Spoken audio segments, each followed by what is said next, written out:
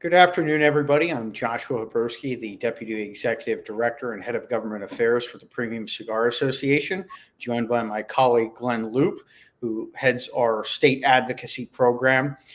Last month, Glenn and I did a series of regional advocacy trainings geared towards states, kind of talked about best practices, tools, tips, and some of the technology that we use to help facilitate advocacy on behalf of the premium cigar industry, and more specifically, retailers and our associate manufacturers.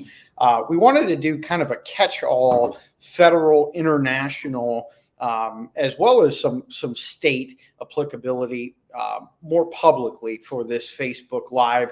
Those were conducted via Zoom in small groups. So this is kind of a baseline training. What is PCA advocacy? What do we do? How can we help? We know that there's a lot going on federally, states, locally, as well as international.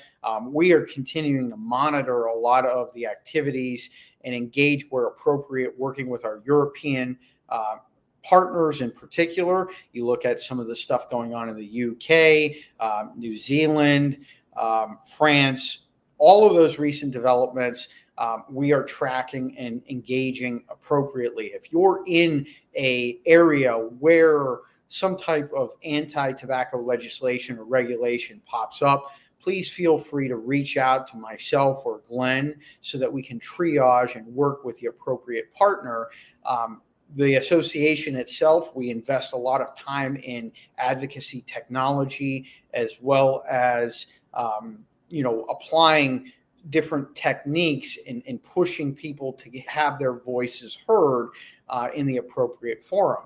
So that's kind of in a nutshell what we hope to do in this training. I'm going to turn it over to Glenn to talk a little bit about the states and how that's applicable across the board and what we've kind of built in your state apparatus. Glenn? Thanks, Josh. We're entering the season that approaches us every year when over half of this country's state capitals will go into session.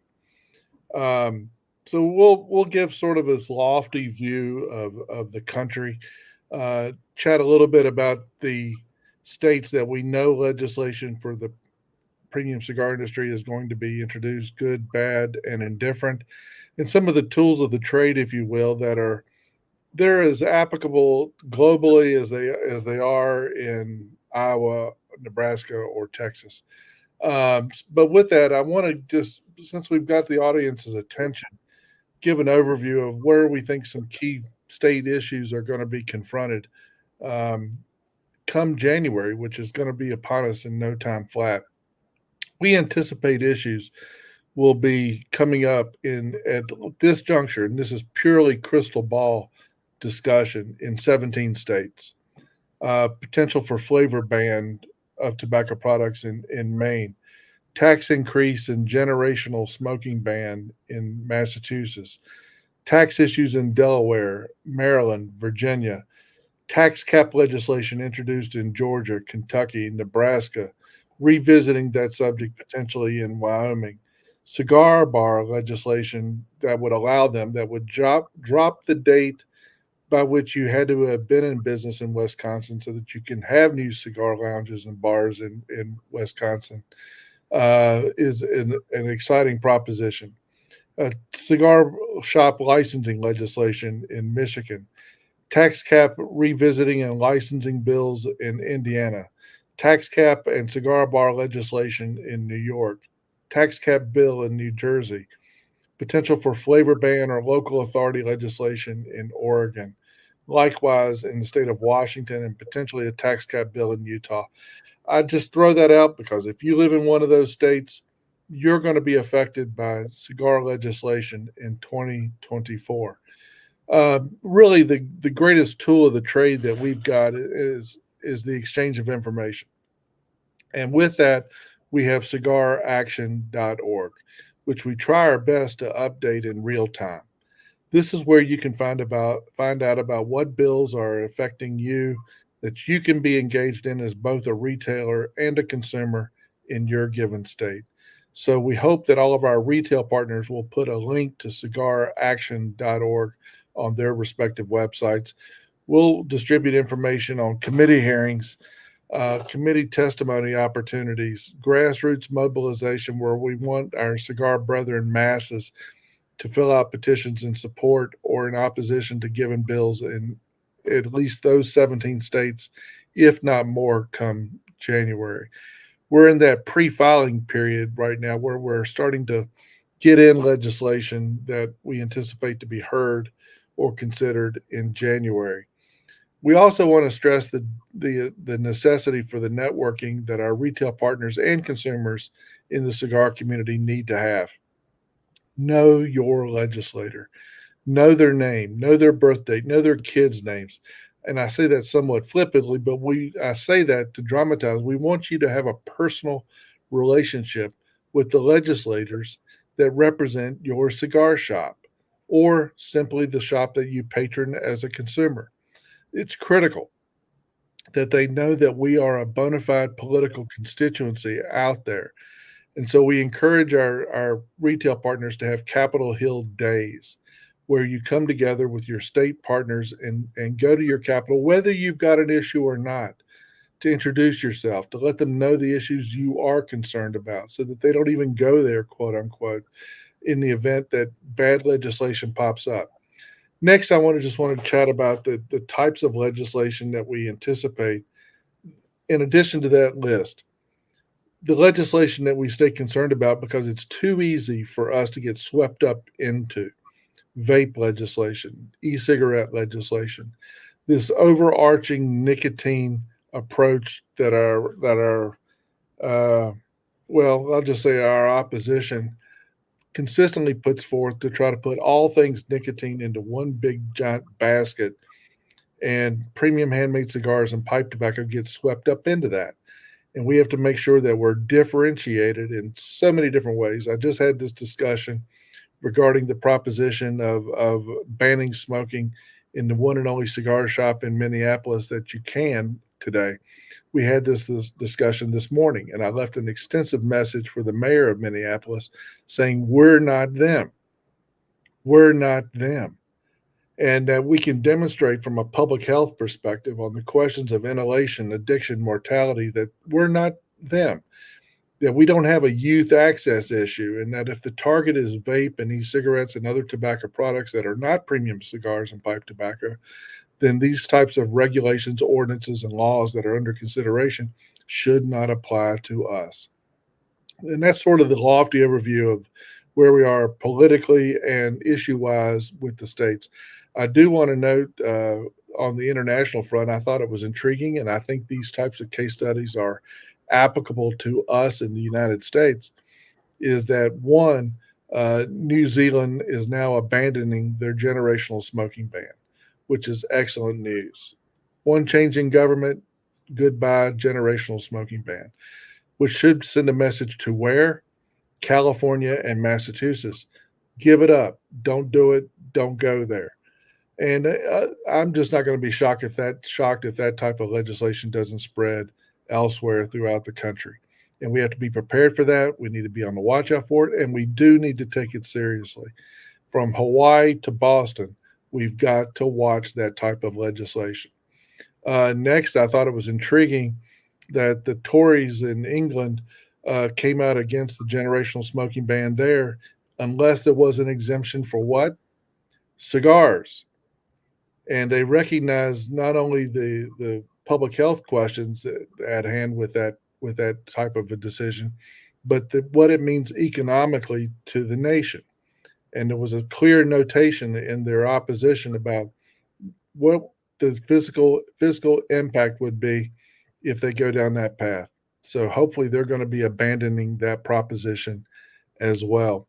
So there's sort of the lofty view in terms of things like New Zealand, and England, and Canada, and other places that are considering those types of generational proposition. We need to share the public health data that's available to us globally to make the case against those types of proposals. So with that, we hope that our brethren across the pond, if you will join Cigar Rights Europe so that you can stay informed on these types of issues around the world, literally, because they're a wonderful mechanism to exchange information on these types of regulatory issues, literally worldwide. And if you're a manufacturer, we hope you'll be involved in not only the work of PCA, but the European Cigar Manufacturers Association. It's time to put a giant umbrella around this entire industry to confront legislation that's, again, good, bad, and indifferent, where we have to remain cognizant of what these propositions mean to us, not just as manufacturers and retailers, but the patrons of those great cigar shops around the world. So I hope that kind of provides an overview of where we are with the states and a touch of global. Absolutely. Well, thank you, Glenn. I think you hit the nail on the head about some of the top issues that we see globally: generational smoking bans, restrictions on indoor and even outdoor smoking, flavor bans, and some of the catch-all legislation that applies to other tobacco products. And you're seeing these challenging issues pop up everywhere across the world. The association, as PCA, we are, an information resource. We invest tens of thousands of dollars on advocacy technology tools. And this not only applies to the United States, but we have engaged in other campaigns in countries such as Canada and parts of Europe. We can file comments or work with intermediaries to file comments in support or opposition of legislation and regulations, and we frequently do. So if you see something in your country or your locality in the United States, please reach out to Glenn or I so that we can figure out where we go. Glenn also mentioned the research that has been done. The Premium Cigar Association has been a participant in 3 lawsuits against the Food and Drug Administration over, spanning several years. And in that, a lot of concrete health research has been utilized, and then also economic research in fighting some of the other regulations. This can be utilized across the world. You can use some of that information in fighting back these things, showing the distinctiveness of premium cigars. So, Glenn mentioned Cigar Action, retailers, manufacturers, industry partners. Please put that on your website. Use Glenn and I as an informational research. We can dig into things.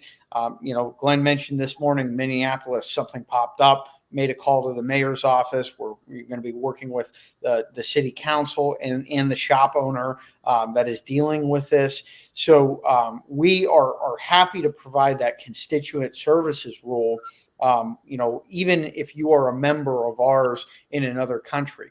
We know recently our trade show, the Super Bowl for the premium cigar industry, coming up this March. The past few trade shows, we've seen an influx of international participants, and that we think that that's great. It shows the depth and breadth of the premium cigar community globally, and we want to tell those stories. Advocacy, a critical element, is telling the personal story. We can provide the data, facts, and figures, but having a compelling personal story that can crystallize and conceptualize the information that we provide, that is what compels legislators and regulators in some cases. So, I think that you look at the trainings that we've conducted, Glenn, and where we're heading. We also recently announced a new important initiative at the states, in the states, a grant program to help our industry partners, our state associations, really bolster their lobbying. You want to talk a little bit about that, and we can have a conversation about this new state grant program. Well, this is a unique opportunity, and we really commend the board of directors for the Premium Cigar Association for recognizing the need for this. But we're going to be providing for those areas that are in need a matching fund grant that would allow for the retaining of on the ground, boots on the ground lobbying assistance to support us on issues in the states. We've released the criteria for that. And if there's any retailers that did not receive that, drop us a line and we'll get it to you. But an email went out this week to all of our retail partners.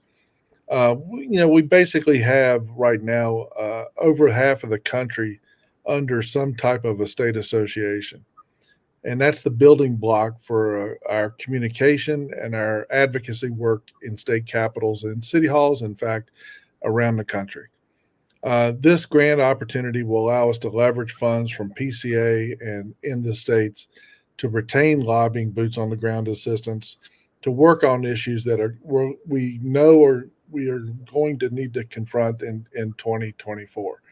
So in those states that we anticipate issues, and I reeled off those 17, those areas in greatest political need are encouraged to submit an application for those funds to help improve and advance our advocacy efforts. And that's another testament to the commitment of the states. Glenn and I have talked on several occasions about how this was a monumental year for state advocacy, retailers stepping up, creating new programs, and we are grateful that the board of directors for the PCA has recognized the importance of state associations and those relationships that they have with the National Association. And we're excited because, there are criteria that have metrics and deliverables. We want to make sure that we are able to maintain this level of operational effectiveness for the association from an advocacy perspective. In that light, I would say that, that does not mean that we're neglecting what's going on at the federal level or the international level. We prioritize different areas. Glenn and I and our team, Patrick Anderson, Scott Pierce, we talk about where we think the most need is, and it's a malleable system. So if we see an influx of issues popping up at the federal level or international, we will adapt accordingly. But right now, foreseeing what transpired this year and some of the future, pre-filing chatter, we believe that the states, this is time for us to really build up our toolbox, our war chest, whatever analogy you want to utilize. And that's where this program comes around. We are already receiving applications. The committee will be reviewing those applications, and we want to get responses out promptly. Federally in the United States, I think it's important noting, December will not be a quiet month by any stretch of the imagination. We continue our outreach, our congressional meetings, election fundraisers, interactions with staff over the holiday season. There's a lot of different events going on here in DC where we are putting premium cigars for first and foremost.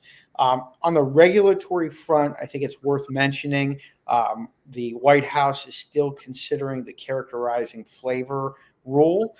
We have weighed in with the Office of Management and Budget in opposition to that rule. We filed our comments both orally and written. We will continue to monitor that to see where they go in that direction. And then also, we await, which we expect sometime in January, the rationale for the appeal in the litigation for our most recent case challenging the overall deeming rule. So those are the two big ticket items. There are tax increases that have been introduced in Congress. We're making sure that those don't get any traction. There are also some exemption legislation that's out there that we are monitoring for premium cigars and resolutions. So we are up to date on all of those occurrences federally, as well as those state and international developments that Glenn went over. Glenn, any closing remarks as it relates to kind of getting a leg up on advocacy in the new year? If you're, for folks that have not been routinely engaging in advocacy or routinely engaging with PCA, what advice do you have for them to get started across the board, whatever level of government they're working on? Well, first of all, I sympathize with this request because I know, excuse me, I know this is the busy season for our retail partners. This is this is crunch time at the cash register for all of our retail partners, and we recognize that. But we beg you, we plead with you, build some time for politics into your work between now and middle of January. Reach out to your legislators, especially if you're on that list of 17 states that I reeled off. And if you're concerned about anything else that I may not have touched upon, just give us a call and we'll let you know if there's something brewing in your given state. But take time out for a phone call to your members of your House and your Senate in your state capital. Just let them know that you're looking out for what may be coming out of their not just them personally, but out of the legislative process this coming year. I've been in touch with I was talking to a retailer partner in Wisconsin just yesterday, and he's hosting a cigar event in his shop in the middle of December. And having a member of the Wisconsin Senate in a cigar shop in the middle of December is an excellent thing to keep our issues in the very presence of those types of small businesses at the forefront of that senator's mind going into session in January. So just take time out to call your single member, your House and your Senate, and invite them to the shop. Invite them to come over for a cigar just so they can see who's enjoying your shop, that they can see firsthand it's not kids. They can see firsthand it's a discerning adult clientele. Let them witness it, let them feel it. So while you're trying to get all your customers into your shops this holiday season, take time out to invite your legislators into your shop and have a little cigar town hall just to make that touch, just to make that physical verbal touch to those legislators that we're going to need come January. And I say that in honor of kicking all this off, we're recognizing that today is the birth of Winston Churchill, the singular greatest icon in the history of the cigar industry for what a cigar means. and and so let's use today, Winston Churchill's birthday, as a kickoff moment for not just the holiday cigar gift buying season, but an opportunity to play a more engaged role in cigar politics. And Glenn, not only is it Winston Churchill's birthday, it is Mark Twain's birthday as well. Another, iconic premium cigar smoker. See, there you go. So little history lesson there. And I would echo Glenn's sentiments about, having legislators in your stores, showing them the processes and procedures, the age verification that all of you do as retailers. And that's also applicable at the federal level. August recess, with the congressional calendar, it's been messed up this year. They're members of Congress over the holidays will be coming back to their districts or traveling the states in the case of the U.S. Senate. It doesn't hurt to have that outreach, and even getting a unavailable, reaching out to that staff person, showing the initiative, showing that you care and you want to showcase your small business. And we want to make sure that that's top of mind, that Premium Cigars and the PCA members, our retail tobacconists, are quintessential Main Street American small businesses.